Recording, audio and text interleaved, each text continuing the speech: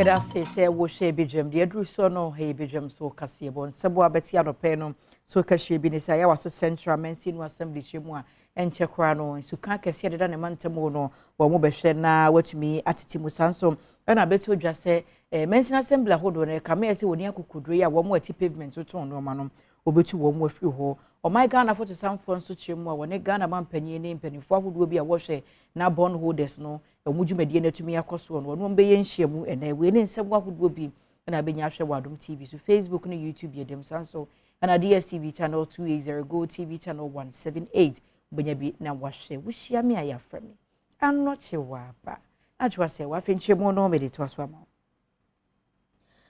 abana mesini ya owo ayawaso Central ya Mohammed Kwe woni Adom kasi atwetwe nkomo no che se enche ne nsu osifom ti sa bre ya wie maye we se ne pesie ne de ne ho akohia se wo mutu anamon na anamon na wo mutu no enyina ne se wo hwe na afemfidi akase a wodi besisi ensuka hodo ano na de mu asisi no watumi atete mu se be ya ensuo no etigu fom a enyiri mfo manfo no sa pepepe no be ye no so kwada nchen a wo mo tete bia ye wo se ensuo efa meche ensuo kwan mu wasisi adan de stores ahodo asi ho no mo no won hwe na ni manimu ya wontu mfiri wo sanse wo firi dwumadie no ase a wo mu nyina obedwiri wo japade no emu ndo ya hwe se osusu ye bema machine no atitimu na oho abai afesu se ebanu sa asusu a gota kase kakra ewo krom a eba gota kase anu nsusu onu sutu nye san ede futuo ema omanfo a womote alajo ne mpatem se womo enyai border womo ehwie egu gates ahodo mu a nsuo to a na si kwan ede nsuo yiri aba omanfo efie kotoku bola udi agu gota enyina nim se nsuo na efem na je se umbu awu enti se eyiri a ho na eyeye wo kaza na wo yeye enti mbesra bio na yenyina yensusu sa niema hu na yenu na yenu papa na yesu yenya hoto ensuo ne ba ku free kutuba bi gota kesi ni mu ena eba ena bi su free ye alajo ha eko eti se ensuo no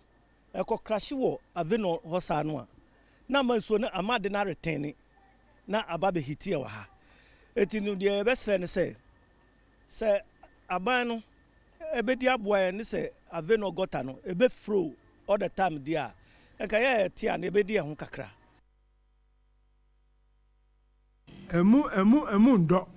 yemfri hono mane yonkwa asante mantem no emu na nwada na asante mantem moswa for Simon no se mensa de betu dwase awiadifo ahodo watete pavement so na eton ade no obetime tu wo mu ase agese ekagese adwa no wo mu si no phase 2 no wo mu wie na ne wapia wo mu nyina akogum na adwa no wafrase adi no ho na Adom kase na afa yekwa asante mantem anhira kase wo mu ti wo hugum monte so hwe se anye bia no adwa ahodo ne nyina mu aboma se de opanyin hwei na wabere okọ monte so do hunu se empata ahodo ni bideda ho na nso adwadifo na nkasa na so odinti waye wadwen so betena kwa ho ato ade woni adwadifo bidi nkomo nso wo mu so kyeremu se amanyo nsem nti yetu wo mu a wo mu ntoma ye eka ho bi na ma still no no manfo do na gu kwa ho bebi eni so wotena to ade no e ho no wote edidwa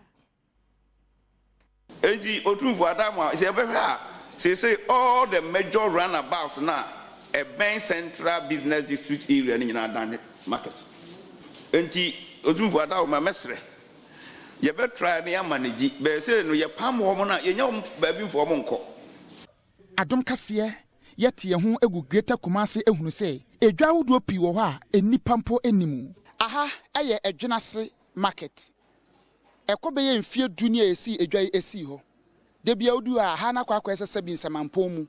enya de edwadie ekoso e wa ha sei ah papa edwai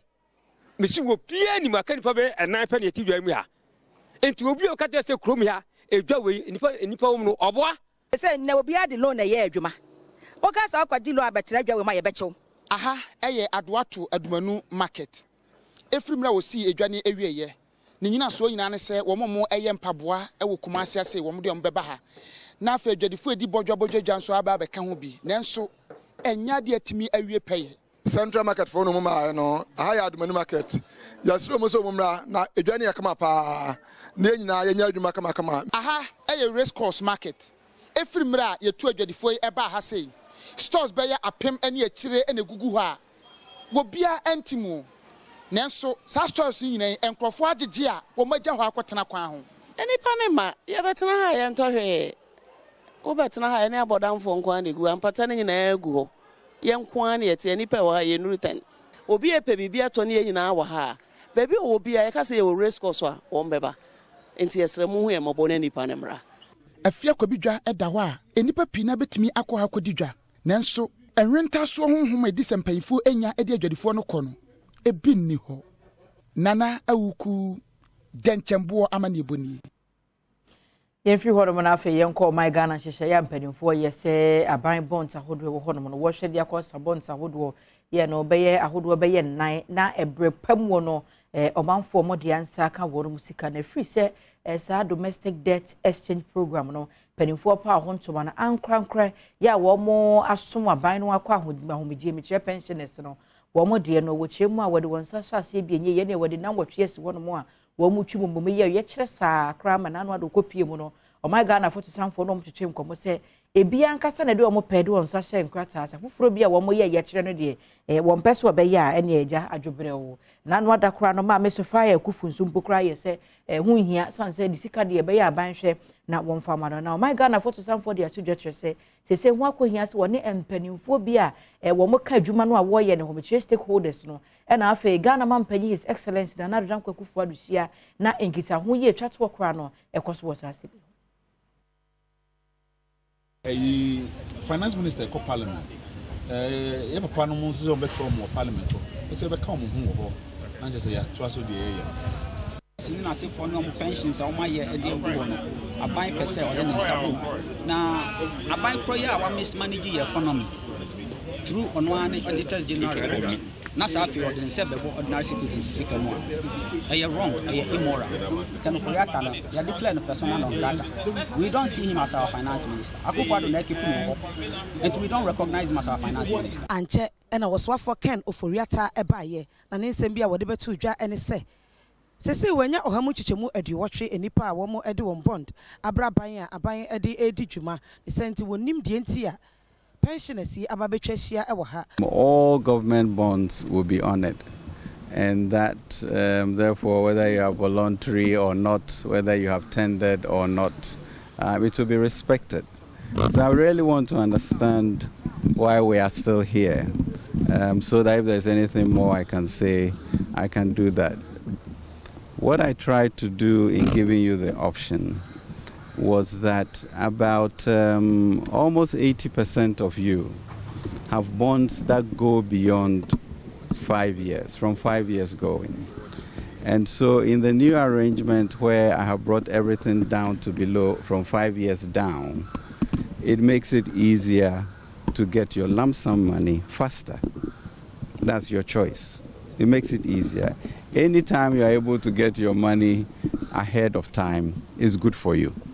But that's really your choice, and therefore a lot of you decided not to take it. So really, there's no reason for us to be sitting here. Yemfi hono mene yonko adechiremu ensemu ni mekwa kujiremu doma central mensi no emu ewo bono bantem no emu na akọ hono ma hono ena ubehu eye aboabo number 4 Presbyterian eye primary school na school no panyine ya wodi animu no maame ya adwuma pa ya Gloria anima no chiremu abampotem hono mo a sika ho ye den enti nkwada no ya besua de obehwe kwabra no woba ni tinyi se atwa nkyere wani ene afua kata nanim kwaka kire batan de edi kwan de bia na ye bibie ho saka se wonsa ma kwada no nkoyi ni ti na wotwemi no hadwen ti ene head mistress no afa ato de ho so okuta ne blade kuta na fen ekuta na paso ya nkwada e wo ho no mo no brepam ya woyi wo no eti na ya ma ne boni Dominic Donyina na twetwe nkomose me share from 2014 ebeya metimi akase nkola beye more than 500 na mayi wonti even cry no this month in particular me need time sa me ba school ma me ye adwuma kakra nti free period and I be pon a na me de yesa me yes me this month cry me yi nkola more than 38 we need to madam patcho me das madam me patcho me das utimi se anigye sronko bi abewura akora ne tirimu headmistress ya wo san so enkoso hema ewo ekrom ho no eda ne de se efi afimpinu ani dunan ebesi sabre wayi adesuafo be se henum tirimi ama wonom ya manfo wonom atikrom ho no ya de se wonom ani so na no kwase ne se me sha se me yi akola ba akode ne me hu se skills no wo ho nti me yiwi o ha na akola we aba madam yimi de ne mame madam yimi de ne mame nti atego that day na kasa me yi nkola be night nti na ya de a ehye me nkran at the end of the day ubawie na akola ne ho ayefe na tade shem efri ne ti su kosi ne nase emfa okabia nso enkonkoto na wofo so se ebia manya sika nti na meba edi ne tiri mifu ye abetna class adesuafo bi a mani boni ene wonom atwetwe nkomon editu ja se sanse babafo wonom krom ho edi wonom 10 cedis ansa ne wayi wonti no wontumi ntua senti ne a wonom headmistress ne ye ne de wonom ani sopa ababona mafofo babe yitre ni be yitre na be 10 cedis ni mama do onya 10 cedis nti kwasedan nka se mampa cho mamiska na mpanko yimiti na do nya iska nti nemba school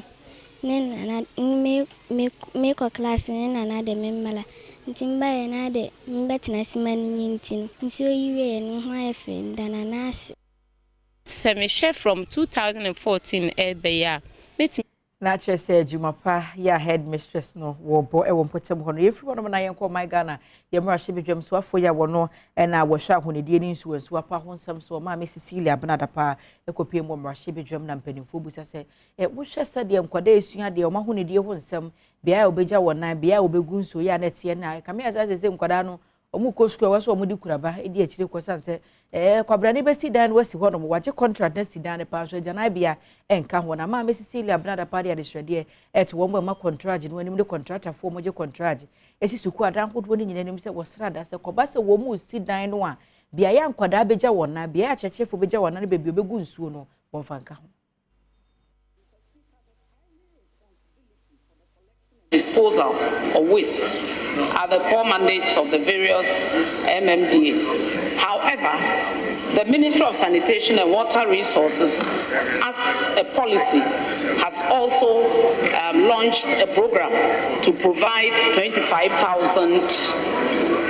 bins to be supplied across the length and breadth of this nation. I can assure. Enwechi ena mrashibidwani owo achimda Alexander Kosia kwa ene yamani boni ohina mponsa twetwe nkomo editu dwase sese wokọ nkura wodo bi mu a emofra wo mo ekobeji schools no onuma nkase kura won kuraba ena ede ekọ school mu esanse ejanan bia eni school mu wonuma wo betimi aye won hu yie enti eneb mremi achimda